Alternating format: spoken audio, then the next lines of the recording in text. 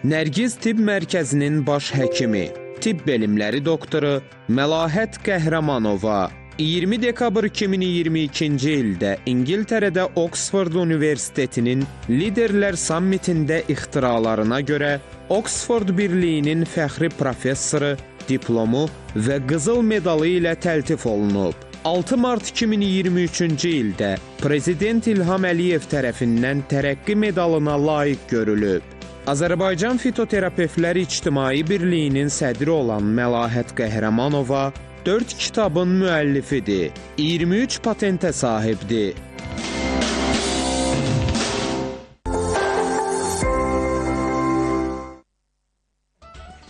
Hər vaxtınız xeyir olsun, əziz izləyicilərimiz. Yaşamaq gözəldir verilişi efirdədir. Biz yenə sizin görüşünüzə tələsə-tələsə gəlmişik. Səbəb nədir desəz, bugün yenə də studiyamızda qonaq Nərgiz Klinikasının baş həkimi, tibb elmləri doktoru, fitoterapevt, ixtiraçı alim Məlahət xanım Qəhrəmanovadır. Çox sağ olun. İstəyir öz ab-havası ilə, istəyir müsbət enerjisi ilə, istəyir gözəlliyi ilə studiyamıza bir renk qatır. Və doktor, həqiqətən yaşamağımıza biraz da təkan verən gözümüzün gördüyü o gözəlliklər olur. Zövq alırıq, ürəyimiz açılır, yaşamağı sevirik. Sabahınız xeyir olsun. İnsan həmişə o sabahınız xeyirli, uğurlu olsun.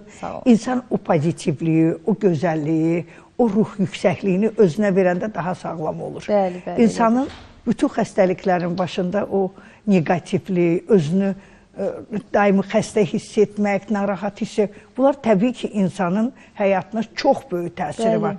Məsələn, son illərdəki, məsələn, baxanda yaşam tərzinə, insanların, əvvəllər o qədər məhduddur hər şey, amma bugün şükürlər olsun, insan əlini atıb, nə istəsə əlinin altında var. Bəli. Nə istəsə, sadəcə yaşamağı düzgün seçim etmək lazımdır. Bəli. Bugün, əziz izləyicilərimiz, doktorumuz dedi ki, həzm sistemi problemlərindən ümumi olaraq danışıq və bura bilirsiniz ki, ən əsas olaraq öd və qaraciyər xəstəliklərindən biz çalışacağıq ki, sizə məlumat verək, müayinəsindən, müalicəsindən, hansı problemlər daha yaygın şəkildədir və Məlahət xanım bu problemləri aradan qaldırmaq üçün hansı müalicə üsullarını məsləhət görür. Bax, bu barədə sizə məlumat verəcək. Ancaq başda mən istəyirəm bir Nərgiz Klinikasının həm ünvanını, həm əlaqə nömrəsini nəzərinizə çatdırım. Artıq ekranda da sağ olsun bizim titr operatorumuz sona təqdim edib nömrəni. 012 541 70 70 və 051 388 70 70 nömrəsi 7-24 qeydiyyat üçün aktivdir. Ünvan isə Sabit Rəhman küçəsi 11-dir. Nərgiz Klinikasının görüntülərində görürsünüz. Doktorumuz da vurğuluyur, tibbin son yenilikləri məhz klinikadadır.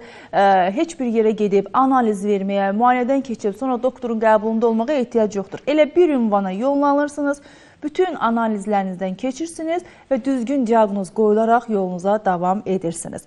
Bilirsiniz ki, Məlahət xanım həm ölkəmizdə, həm də beynəlxalq miqyasda böyük nüfuza malik tanınmış alim və həkimdir.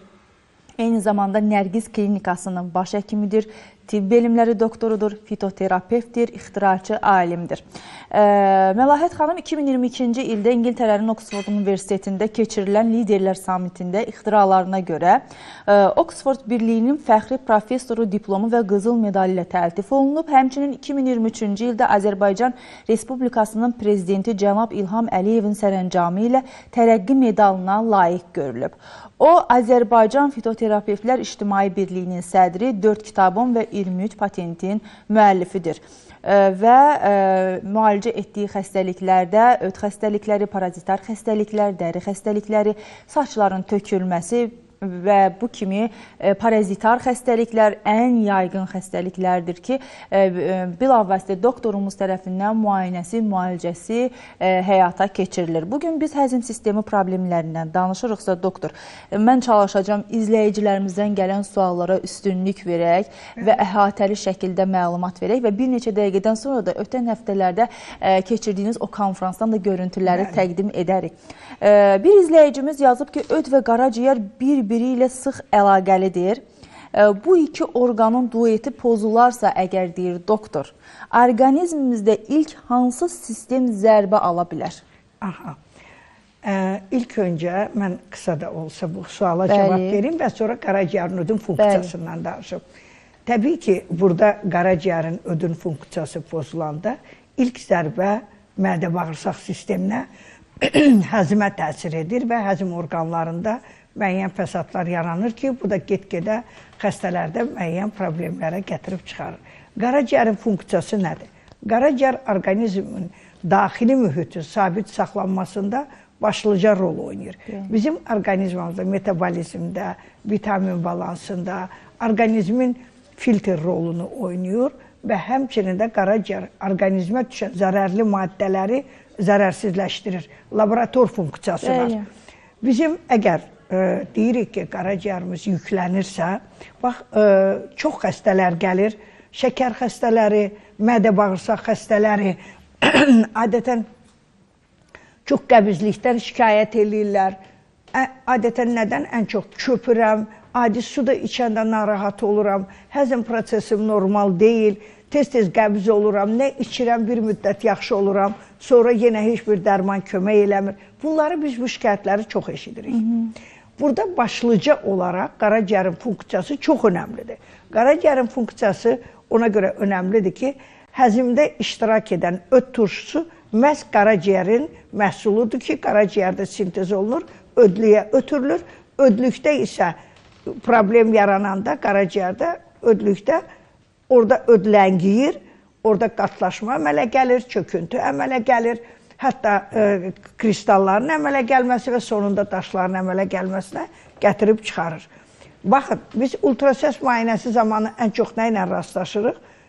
Qatlaşmış öd var, ya dəridə görürsünüz ki, qaşınmalar, uzun müddət əziyyət çəkən insanların ödü mütləq problemli olur.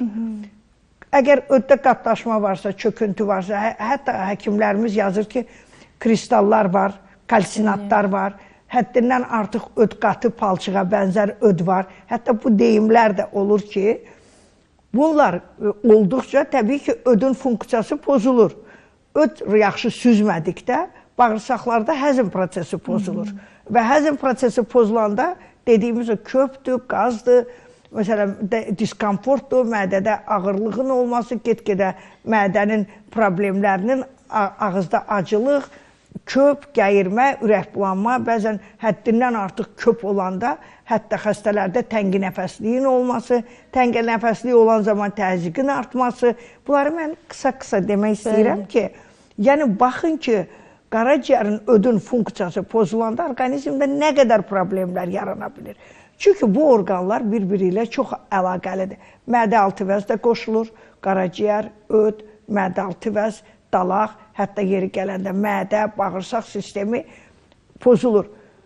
Qaraciyərin funksiyasında gedən, əgər qaraciyər laborator funksiyasını yerinə yetirə bilmirsə, o zərərli maddələr qaraciyər xəstələndikdə ləngiyir, o maddələr filtr olunmur, qaraciyərdə toplanır. Qaraciyər nə olur? Yüklənir. Bunları mən o qədər qısa demək, sadə demək istəyirəm ki, insanlar burada qaraciyərin funksiyasını, ödün funksiyasının nə qədər önəmli olmasını daha yaxşı bilsinlər və aydın olsun. Qaraciyər yükləndikdə adətən nə ilə rastlaşırıq? Ultrasəs müayinəsi zamanı rastlaşırıq ki, qaraciyərdə pi infiltrasiyası var, qaraciyərdə kalsinatlar var, qaraciyərdə fibrozlaşma var, qaraciyərdə bərkimə var, qaraciyərdə böyümə var. Bunlar ultrasəs müayinəsi zamanı həmişə deyilən sözlərdir. Əgər biz bunların üstündən keçirik, hamıda var deyə keçiriksə, baxın sonralar nələr baş verir. Qaraciyərimiz bizim, düzdür, qaraciyər yaradıcı orqandır, ağrı vermir, sinir yoxdur.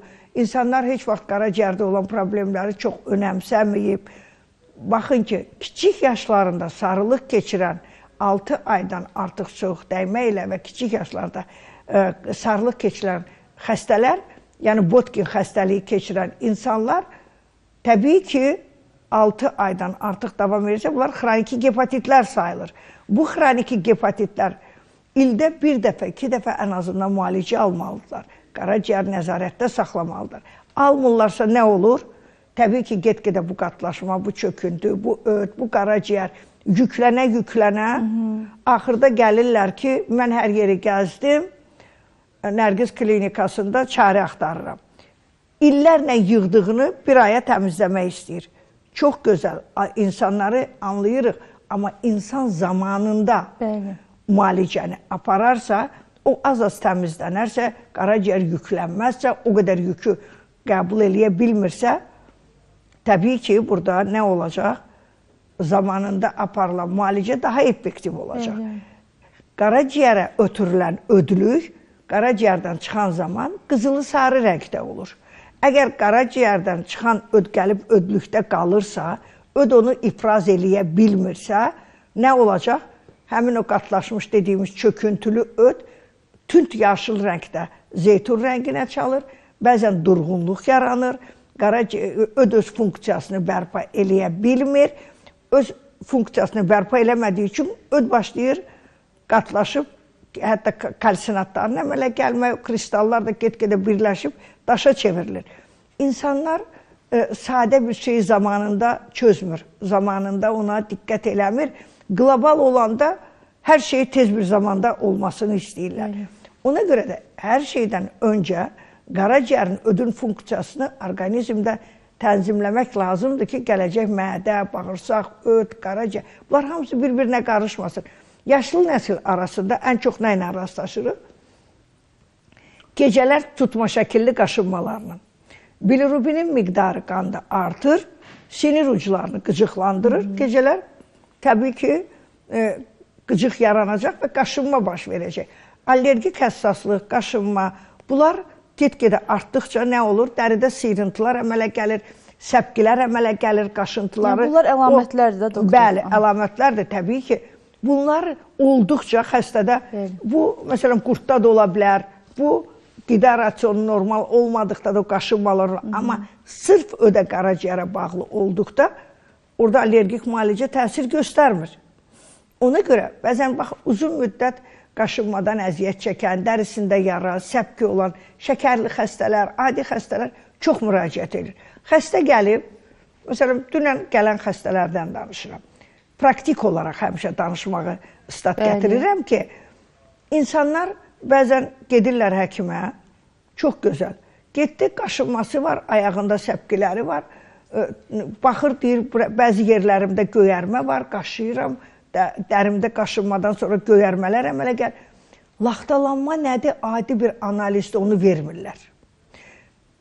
Özlərinə analizlərini, həkimi gələn içəri girən, bayaqlar məsələn gəlməmişdən qabaq, xəstəyə də deyirəm, gələndə hamı həkimi günahlandırır. Həkim sənin üzünə baxıb, sənə belə baxmaqla, sənə müalicə yazmalı deyil ki, yox, mənə çox analiz verdirdilər. Sənin problemini tapmaq üçün həkim sənin təhlillərini eləyib, yoxlamalıdır ki, sənin problemini tapsın.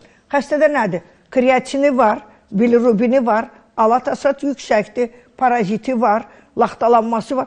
Dəri qaşınacaq, xəstə narahat olacaq. Amma neçə yeri gəzir, hər dəfə bir şeyi müalicə eləyir, o birisi qalır. Bunu eləyir. Ax, səndə gör nə qədər problem var. Sən bunları aradan qaldırmadan necə nəticə ala bilərsən? Bunların hər biri də qaşınma verir. Xəstələr, yəni həkimlərimiz həmişə çalışır ki, xəstəyə diqqətli yanaşsın, xəstəyə müalicəsini doğru düzgün versin. Bugün o qədər gözəl konferanslar keçirilir ölkəmizdə. Məsələn, bizim də keçirdiyimiz beynəlxalq konferans, konferanslara gedirik. Bax, mən bu saat 4-5 dəvətim var ki, o ölkələrə, konferanslara getməliyəm. Neçəsində çıxışlarım var. İndi Ankarada olan çox gözəl konferans keçiriləcək, parazitologiya və mikrobiyoloqların toplantıdır. Yəni, burada nə olmalıdır? Biz onlarda iştirak edib yeni biliklər, yeni bir şeylər əldə edirik. Yəni, bugün hər kəs çox gözəl bunlardan istifadə edir, getməyə çalışır. İstəyir, məsələn, Belçikada bu yaxından yenə Avropa Birliyi Tibb Assosiasiyasının toplantısı var. Məsələn, dəvət almışıq, Kiprə dəvət almışam. Niyə görə bunlar deyirəm? Hər ölkədə 5-3 şey öyrənəndə insanın daha çox illərlə yığdığı təcrübəni istəyir ki, daha yaxşı xəstələrimizə tətbiq eləsin, xəstələrimiz daha yaxşı sağalsın.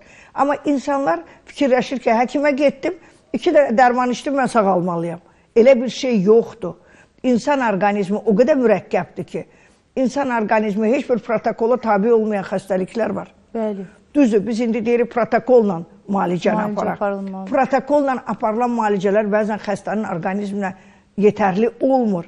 Və bugün təbii üsullarla müalicə mərkəzi olaraq Nərgiz klinikası, fitoterapevtlər İctimai Birliyinin sədri olaraq mən buradan deyirəm ki, biz klinikamızı parazitologiya mərkəzi kimi açılışını eləyəcəyik. Gözəl bizim tədbirlərimiz var və gələn həftə bunlar daha geniş şəkildə işıqlandırılacaq, olacaq.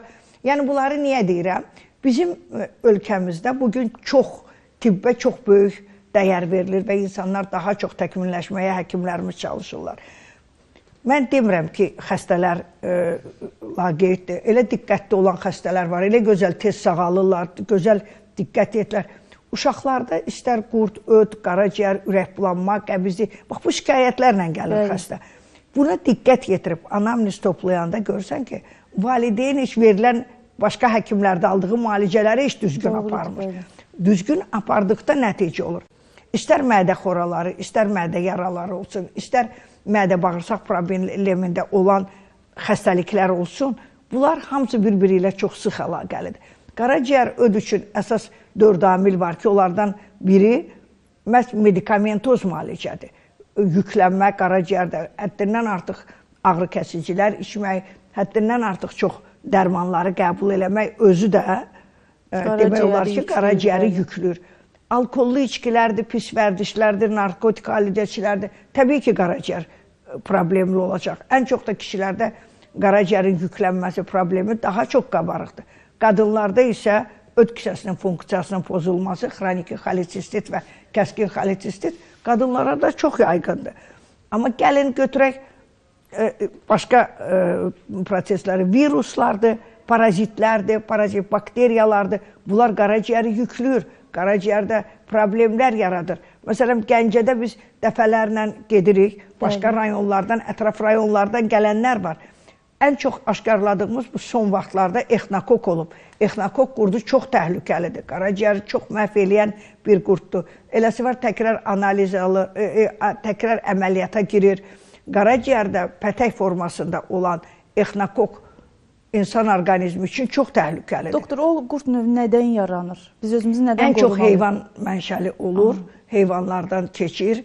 İt, pişik, heyvanat, hər şeydən bu yoluxa bilər. Kimdənsə yoluxur, hardansa, heç özü məşğul olmasa da kimdənsə də yoluxması o qədər olmur. Amma əsasən it, pişik, heyvan. Məsələn, deyir ki, mən heç pişiyə yaxın getməmişəm itə. Amma həyətdə saxlanılırsa, həyətdə varsa, ayaqqabı ilə gedirik, gəzirik, gəlirik. Hardansa o yoluxma ola bilir. Torpaqdan angilistomalardır. Məsələn, daha çox qida borusunda olur angilistoma. Qida borusunu zədələyir, bəzən xəstədə udqunma aktı pozulur, nəsə boğazında hiss eləyir, boğulma hissi ola bilir. Yəni, qurdların da yerləşdiyi yerlər var. Ən çox qaraciyərdə məskunlaşan, məhz askaritlər də qapı venasına qədər gələ bilir. Askaritlər tıxac yaradıb, hətta mexaniki sarılıq belə yarada bilir. Və bunların hər birini biz incələdikdə, anamnez vaxtı, xəstədə əgər nəyisə aşkarlayırıqsa, ona uyğun müalicə düzgün aparılırsa, təbii ki, xəstədə sağalma prosesi gedir. Məsələn, istər saç tökülməsində. Saç tökülməsində qaraciyərin çox böyük rolu var. Bəlkə fikirləşirlər ki, qaraciyərlə nə əlaqəsi? Qaraciyərində rolu var, ödündə rolu var, mədə-bağırsağında rolu var. Baxın, əgər biz bugün mədə-bağırsaq xorası varsa, mədə-bağırsaq problemi varsa xəstənin, demək, bağırsaqlara lazım olan qidalardan bizə lazım olan vitaminlər, minerallar sorulmur. Əgər mədə-bağırsaq xəstədirsə, təbii ki, o minerallar, o qidalar bağırsaq vasitəsilə sorulmursa, vitamin çatışmamazlığı yaranacaq, immun sistemi zəifləyəcək, saç töküləcək. İmmun sisteminin də zəifləməsi bilirsiniz də, bir çox xoşa gəlməyən xəstəliklərin başı qaldırması demək. Doktor, çox sağ olun. Vaxt necə keçdi bilmədim, valla. Ətraflı şəkildə o qədər məlumat verdiniz ki, hər söhbətimiz bir-birindən fərqliyə. Mən hər zaman deyirəm, sizinlə verilişin bir hissəsi yetmir, həqiqətən yetmir. Çox sağ olun. Gərək ki, bu veriliş bir neçə hissəli ola ki, söhbətlərimizi yerləşdirək. Təşəkkürümü bildirirəm. Bir daha vurğulayım. Nərgiz Klinikasının baş həkimi, tibb elmləri doktoru, fitoterapevt, ixtiraçı alim Məlahət xanım Qəhrəmanova bugün yaşamaq gözəldir de, elə pasiyentlərinə yaşamaq gözəldir dedi. Vallahi dedi, gəlin səhhətinizin qeydinə qalın, vaxtında müayinədən keçin, düzgün diaqnoz qoyaq ki, siz də yaşamağınızdan zövq alasınız. Əlaqə nömrəsi 012 541 70 70 051 388 70 70. Ünvan isə bilirsiniz, Nərgiz Klinikasının dəyişilməz olan bir ünvanı var ki, o da Sabit Rəhman küçəsi 11-dir. Çox sağ olun doktor, sizə təşəkkürümü bildirirəm. İnşallah növbəti həftələrdə həm bütün uğurlarınızda yanınızdayıq, onu da vurğuluyum.